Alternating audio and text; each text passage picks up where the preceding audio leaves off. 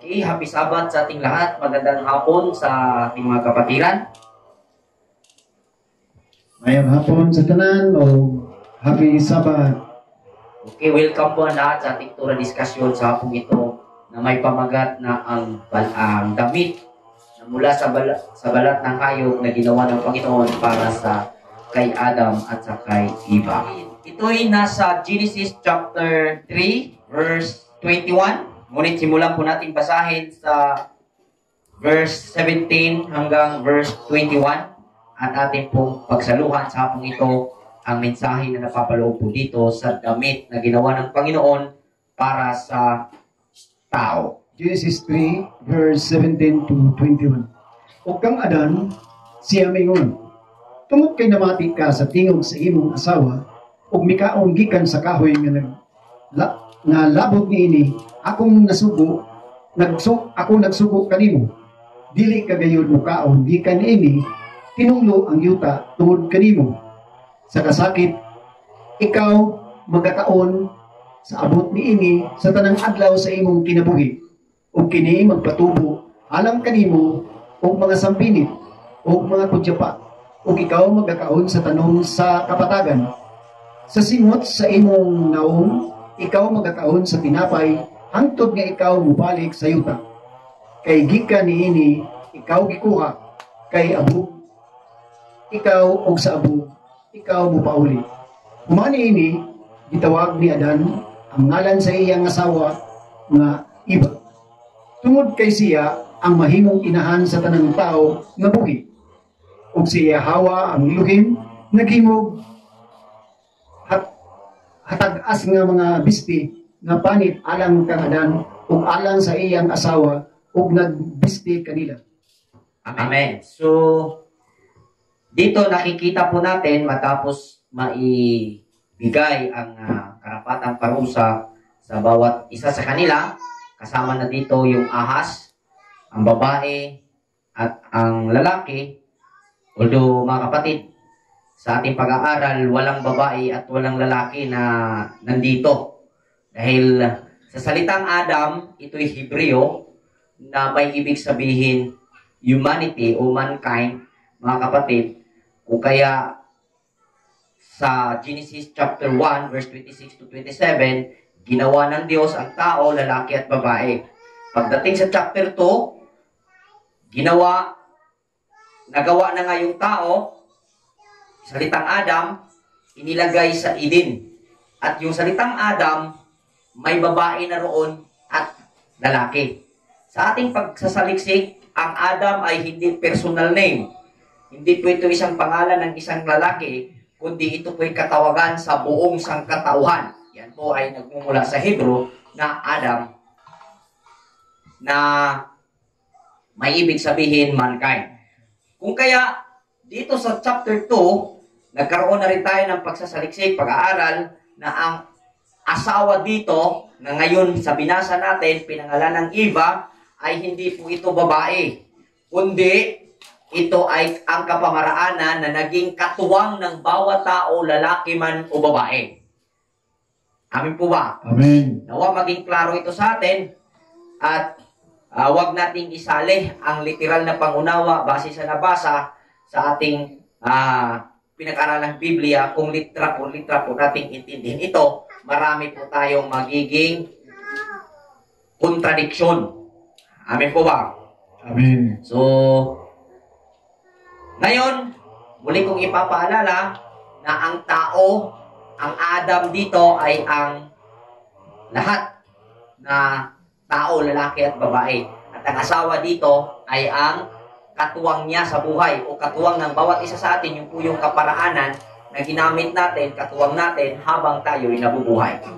At dito sinabi, tinawag ni Adam na Eva ang kanyang asawa dahil ito ang magiging ina ng lahat ng tao. So, nagkaroon na rin tayo ng pag-aaral kung ano yung tao. Muli kong ipapaalala, ang tao ay hindi ang pisikal na katawan, kundi ang kapamaraanan na meron tayo sa loob ng ating kaunawaan. Kung kaya't sinabi ni Apostol Pablo sa kanyang sulat, sabi niya hubarin ninyo ang inyong dating pagkatao. Hubarin ninyo ang inyong dating pagkatao. At kung ating ipasok ang ating analisasyon, kung ang katawan ay ang tao at ating huhubarin, ano ang mangyayari?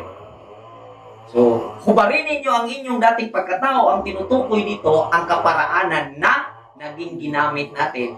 At in connection po, dito sa sinabi sa sulat ni Moses na si Eva, ang magiging ina ng mga tao at ang tao na tinutukoy dito, ang kaparaanan na nanganganak-nganak maging sa kapanahunan natin ngayon at yan ay ang tao. Okay, nawa, naging ano ito sa atin. At sa pagpapatuloy natin, nangyari na nagkasala nga sila, Kuya Bong, no? Bago ito nakumpronta ng Panginoon, nangyaring nagkaroon sila ng malay at doon nila nalaman na sila'y hubot-hubad. Sila ay sa English pa nakedness na ano sa kahubaran. Ngunit ang kahubaran na tinutukoy ay hindi po kagad dating unawain ito na literal. Ang kahubaran, kung ating titingnan sa espiritual na kahulugan, ito po ay pagkakasala. Ibig sabihin, habang nangyari ang kaganapang itong nasa salaysay, na alaman ng tao na siya ay nakagawa ng kasalanan. At ang ginawa nila, kumuha sila ng mga dahon ng igos at itinakip sa kanilang kahubaran. Ngayon, dahil ito ang magiging topic natin, dahil gagawa ang Panginoon ng damit na mula sa balat at ipapasuot sa kanila, ipapagamit sa kanila, ano ang estado ba na naroon na dinamitan sila ng dahon ng mga igos? Ano ang igos? So, kung ating mapapansin sa madalas na nababasa natin sa Biblia, sa unang hari, sa aklat ng unang hari, kapitulo 4, versikulo 5, kung ating tingnan dyan, tingnan nyo po sa inyong mga Biblia, ginamit ang salitang igos at ubas. Ang ubas, representasyon sa Juda, at ang igos, representasyon sa bansang Israel. Dahil nahati nga po yung mga angkan ni Israel, ang angkan ni Jacob. Nahati po sila sa dalawa, which is yung isa, Kingdom of Judah, yung isa, Kingdom of Israel. Ito'y nagsimula sa panahon ni anak ni Solomon na si Jeroboam. At ang pangulo ng kasundaluhan si Rehoboam. At itinatag niya ang Northern Kingdom of Israel at ang pinagharian ng Judah ay yung anak ni Solomon. So ngayon, sa Jeremiah na ulit na ginamit na salita yung ubas at igos. Representasyon pa rin, nire-representahan pa rin ang Israel at ang Judah. Muli na namang binigkas ni Jesus Christ sa kanyang kapanahunan ang igos. Nasabi niya sa isang parabola na salita na kanyang sinalaysay sa pangangaral niya, may isang igos na tumubo sa parasan ng isang taong magsasaka. Ngunit ito ay hindi namumunga.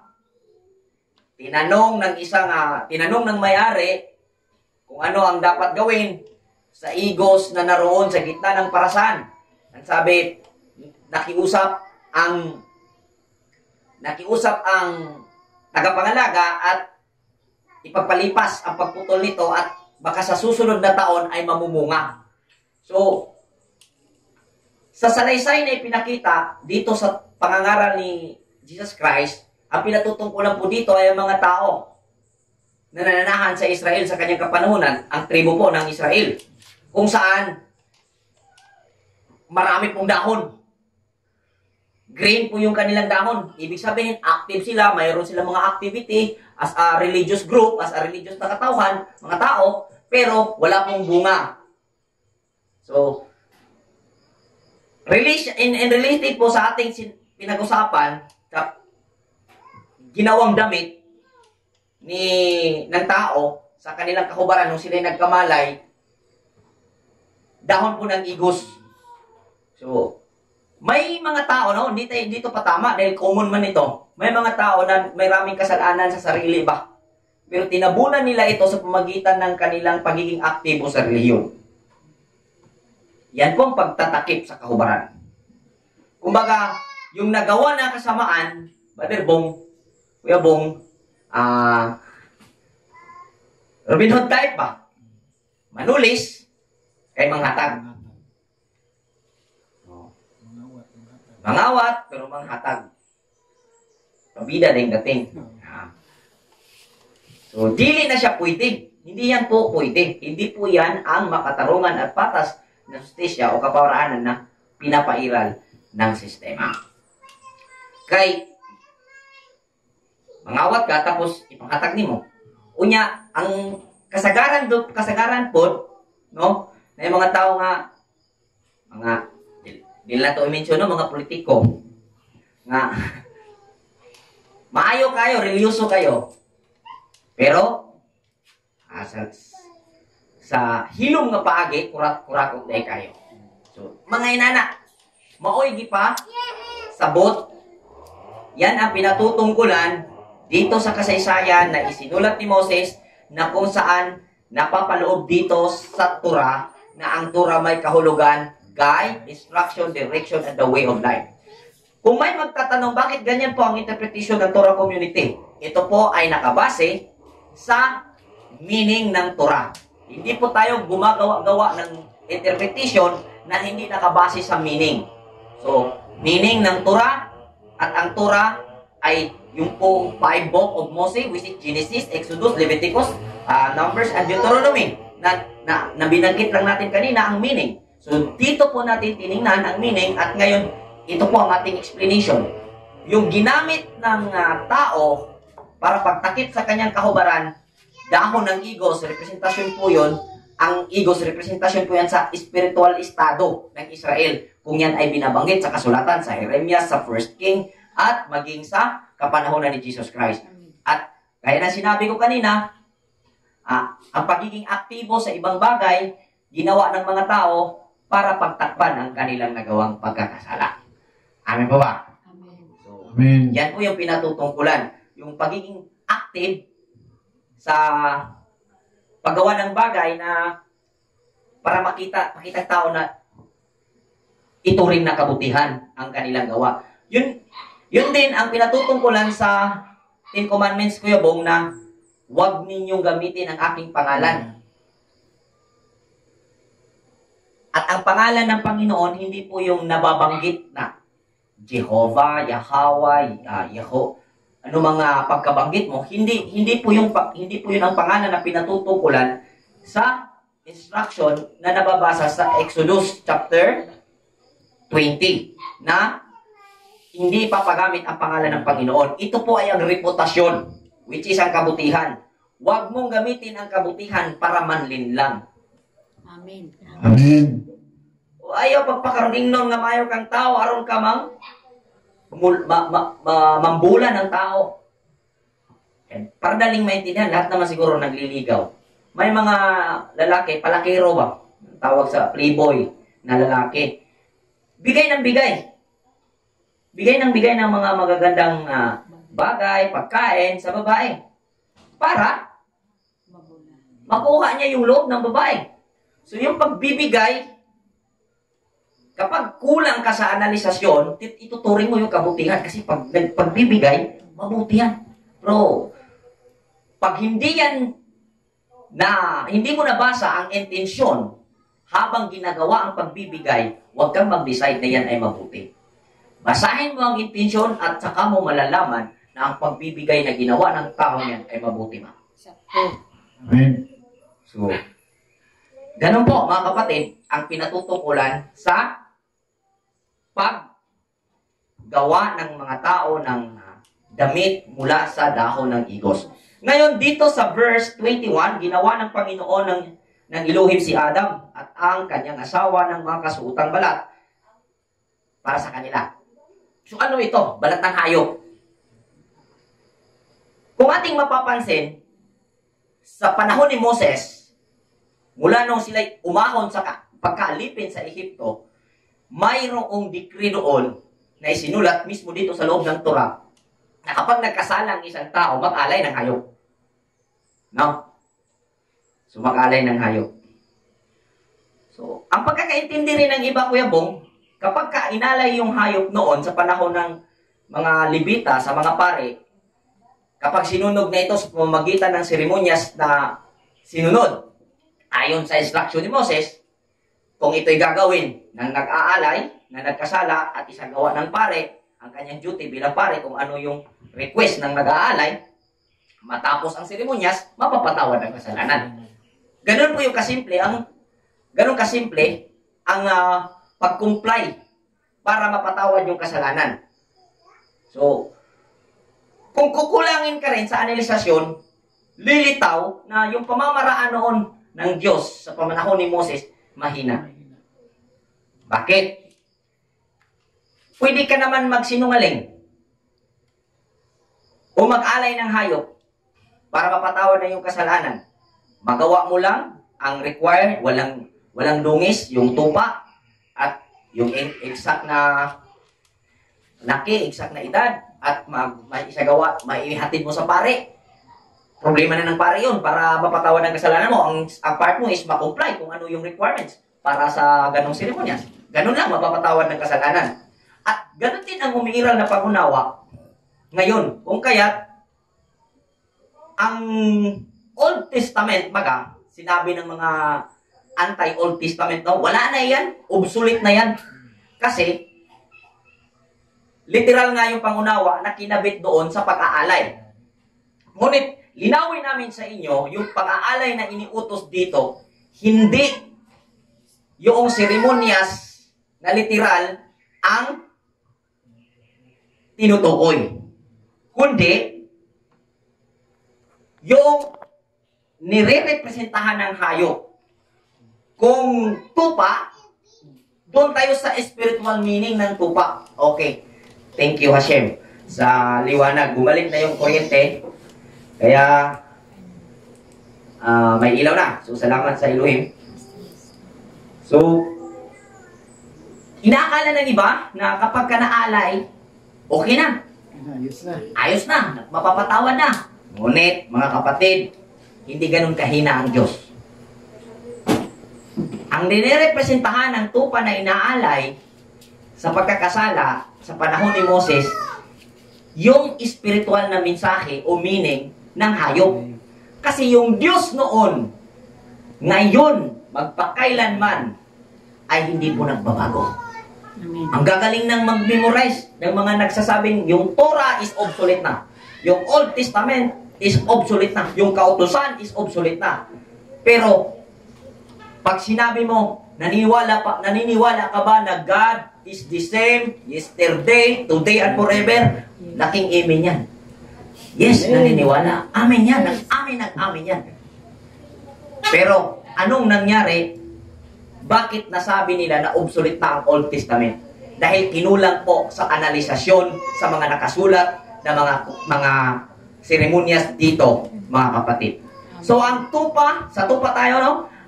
Ang tupa ay ang nirepresentahan ang spiritual na meaning. Bravery. Katapangan sa paggawa ng mabuti. Habang nag-aalay ang isang taong nagkasala ng tupa, mayroon siyang katapangan na iaalay, nirepresentahan ng tupa.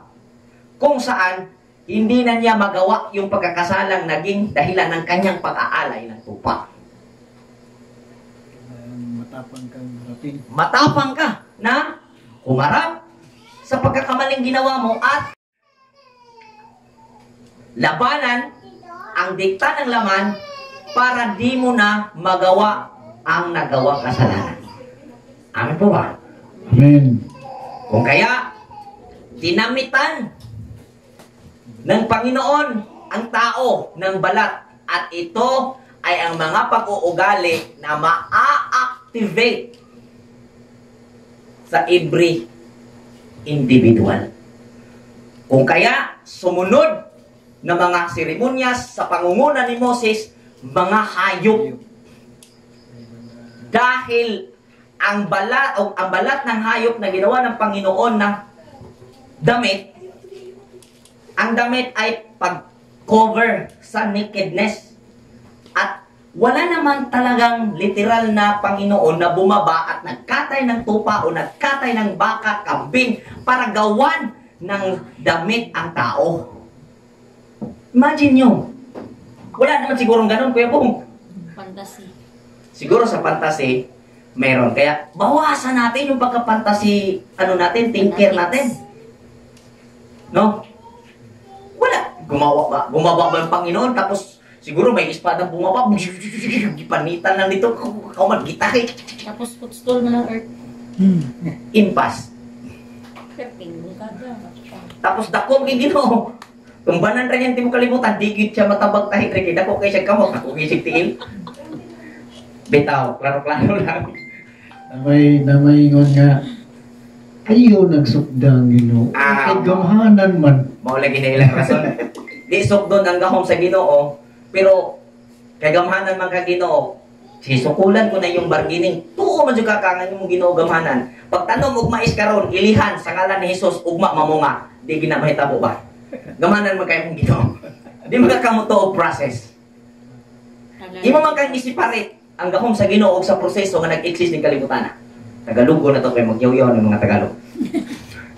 Kung talagang hindi ka nanini o ipipilit mo ang iyong paniniwala na ang Diyos ay makapangyarihan at huwag mong limitahan, Baderoy, ganito ang aking magiging bargaining sa iyo.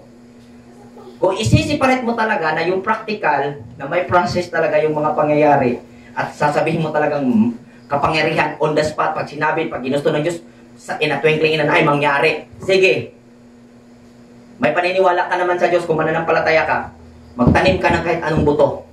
Example, mais. Tanim mo ngayon. Ilihans mo sa pamagitan ng napakalaking paniniwala mo. Bukas, mamunga ka. Kung mangyari yan, saludo kami sa iyo. Tama ka, mali kami. Pero pag hindi nangyari yan, talagang hindi naman talaga mangyari, mali ka, aminin mo na. Di ba? Process. Dapat matapang na harapin. Oh, Yung may process talaga. Oo. May mga proseso talaga na dapat gawin. Oh, may proseso talaga na pagdadaanan.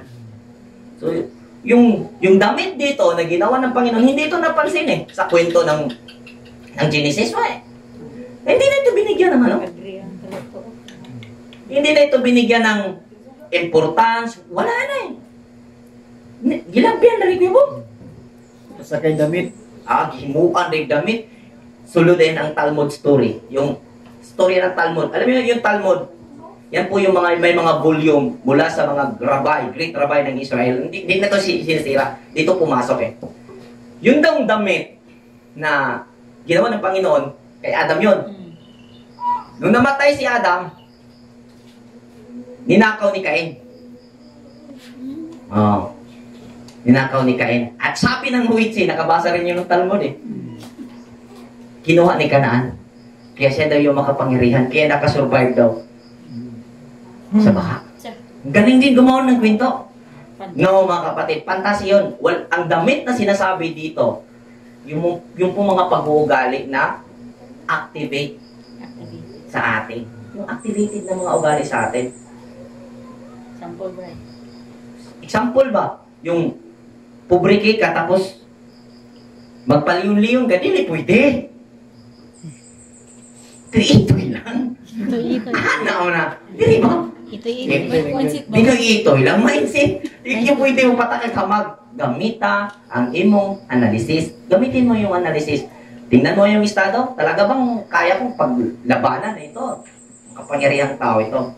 Kasi basta tama ako. Yan ang ikakamatay mo. At yan ang magpapahirap sa iyo. Ano po ba? Kaya matuto kang tumanaw sa estado mo at sa kalaban mo. Sa praktikal. Kaya, pag-uugali ang gamitin. Kung tingin mo, gwapa yung kainin ba? Magpaliw-liw ka lapaon, ginani mo. Ang gandang babae ito. Lapa na siya, pero pag tinaglay mo yung leon na ugali, malala pa yun. Pero pag tinaglay mo yung maamong ugali, hindi magagawa. Mali mo yun. So, Hindi ka makagawa. hindi mo magawang gahasain yun, hindi mo magawang magplano ng masama, ng pagnanasa. Instead na pagnanasa, appreciation. Ang ganda ng babae. Naturalmente, kapag active ang iyong pangunawa at malinaw ang iyong mata, nakakakita ka ng mga magagandang babae kung lalaki ka. Kung babae ka naman, nakakita ka ng mga gwapong lalaki. Hindi mo kasalanan na makakita ka ng maganda. May mga mapuputi ang legs, hindi kasalanan. Gamitin mo ang ugali na nasa sa iyo para hindi ka magkasala. Takto ba? Amen! Takto ba, bro? Amen. Hindi kayo magkumpiyansa. Oo, Pero hindi ba ipit? Hindi ta mga ipit. Uy, kumpiyansa yun. So, inana lang mga igsoon.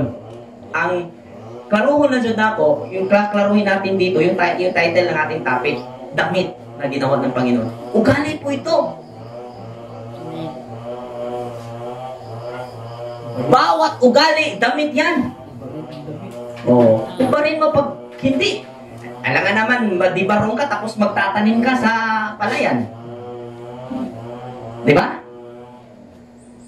Inilagay ng Panginoon ang kanyang buktong anak. Yan po ay ang ating common sense. Yan po yung active spirit ng anak niya, ng buktong anak, the Son of Elohim, para tulungan tayo. Kung nakakaisip ka ng ngayon, kung anong quality ng iyong isipan, dahil po yan sa anak ng Diyos na nasa sayo. Amen. Amen. Amen. Gumamit po tayo Ang sentido ko mo. ng ating mga pag-uugali na may patnubay sa ating sentido komon. Ano ba? Amen. Amen. So, damit, kung kaya't nag-alay sa panahon ni Moses, balat ng hayop, dahil bawat ugali at bawat balat ng hayop na pinagkukunan ay may kanya-kanyang pinapakitang ugali. Hindi po masama ang ugali ng aso. Hindi po masama ang ugali ng iring. Ano ba yung iring? Pusa. kasi sa Bisaya, iring, pusa. Pag sa English, iring nga. Ano yan? Aripis. Pusa, lang iring ba doy? Arios na niya eh. Give mo ng jewelry. Jewelry man din sila. So, ganda lang. Walang masamang ugali. Gamitin mo yung ugali sa tama. Ilagay mo sa tama. Kung kailangan mong magiging aso, sa tamang pagkakataon. Kung kailangan mong maging leon, sa tamang pagkakataon. Ang basihan mo, yung estado mo. Ano po ba? Amen. So, yan po ang nangyari dito. So, kung ating mapapansin sa Hebrews, tinanggal yung pag-aalay. At ang ultimate ally, si Christ. Tinanggal na yung mga alay literal.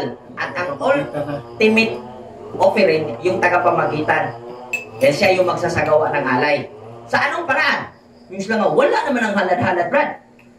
Kay, naan naman ta sa Christ generation. Ilanong naman ta sa grasya o kaluoy ni Ginoong Hesus. Tinuod na. Walang mo kasabot. Walang dyan mo kasabot. Pasakton tama. Ang pagpatiliwala, sa iyon sa nato, ang pagpataliwala ni Kristo sa atong mga halad, kay siya man ang pare dito sa balaan nga halaran, ang iyang pagpataliwala, ang ihalad nato dito sa iyaha, dili na ang mga pisikal nga hayop, kundili ang gilandungan ato. Ingon pa, kaniadto ang mga halad hayop, landong anino lamang sa umaabot. Karon, niabot naman si Kristo sa matag usa ka tawo, nagpasabot kung unsa ang kahulugan sa Torah. Mao na nga ang ihalad karon kadto nang girepresentahan sa mga hayop. Wala na'y karniro. Pwede ra wala'y karniro. Ang kadtong girepresentahan sa karnero, ang kaisog sa pagbuhat ug matarong mo girepresentahan sa karnero, halad na nga way katapusan. Wala masayop ang Ginoo sa paghatag og instruction kang Moises. Kining halad alang sa pagpapasasala sa katawhan sa Israel, halad kini nga walay katapusan. Wa man to masayop. Tulumanon sa walay katapusan. Pag-interpret lang ito sa'yo. Nasayop yun pagsabot. Kaya kung ato kung inon nga na-obsolete, dali ra kayong sumadahon, ang Diyos sa panahon ni Moises nasipyan. Amen. Wa makalantaw sa umabot. Amen ba? Sakto. Para kanunay lang mapasangit lang ng ginawa ni. Maingon din anak ko mo. Kaya maingon magiging sila nga obsolete na. Yung kautusan, dati, noon, obsolete na. Yung pamamagitan, Tagalogin ko na, yung kanina, yung pamamagitan ni Kristo sa ating mga alay, sa panahon natin ngayon, dahil siya nga yung parit ngayon sa banal na halaran, yung iaalay ni Kristo, yung mga spiritual meaning ng tupa, which is yung katapangan sa paggawa ng mabuti. Yung baka, para sa mga leader. Tingnan nyo, di ba mga leader yung strength and sacrifice. Ano ba yung kambing? Balance and resilience. Yan yung mga iaalay. Patuloy na iaalay yan magpakailanman. Ayon sa seremonyas, ayon sa instruction sa panahon ni Moses na ginawa ng seremonyas. Sa anong paraan nangyari ang pag-aalay ni Kristo? Yung isut kituhan, wala pa kakita dito sa langit. Sister nga, gisunog na ba karos ginawa kong halan? Diri ba? Analyze. Huna-huna. Isipin mo yung kaunawaan mo ngayon sa pagtanaw kung ano ang mabuti at masama. Yan po si Kristo. Kapag tinapangan mo ang iyong sarili na gumawa ng kabutihan, gamit ang analysis at mga kaparaanan na pinoprovide ng iyong sentido komon, sa panahong iyan, kasalukuyang ginawa ni Kristo ang alay na inihandog mo. Amen. Amen. Amen. Inana na nahitabo, uy. Lain sige nga siya na'y bahala to. Naigon. Wala hindi. Mao na bitaw ang mga platform ng mga tao abusuhon sa mga leader sa relihiyon. Nga naman, magpa-inusinti pa ba mga tao? May nga po, Pastor, pataglamin mo, ikaw na'y bahala, iampo lang, be. Hindi mo kabalo. Ewan mo, pare, Dri, ikaw na'y bahala, Dri. Kaya ikaw may duldur sa Ginoo. Naigon. Although doon na yung mga tao nga ang task niya sa yung task ng may mga tao talaga na ang task niya sa buhay niya, yung duty niya sa buhay niya is para enlighten yung tao kung ano ang dapat gawin. It's buti yun. Pero yung isipin mo na siya na lang ang bahala, pag-pray mo na lang kami, mali ka doon. Dahil hindi yan ang katuruan ni Jesucristo. Iba ang Kristo at iba ang Jesucristo. Amen. Ang Jesucristo, yan po ay si Jesus na activated sa kanya ang Christ Spirit, ang awareness Spirit. Yan po ang Jesus Christ. Yung Christ na nabubuhay sa mga mananampalataya nung namatay ang katawan ni Jesus, yan po ang Espiritu ng Diyos na nasa kay Jesus na nabubuhay sa mga sumampalataya sa itinuro ni Jesus. Amen. Amen. Hindi niya gawain na sumampalataya na lang kayo sa akin. Wala. Ako na bahala sa inyo.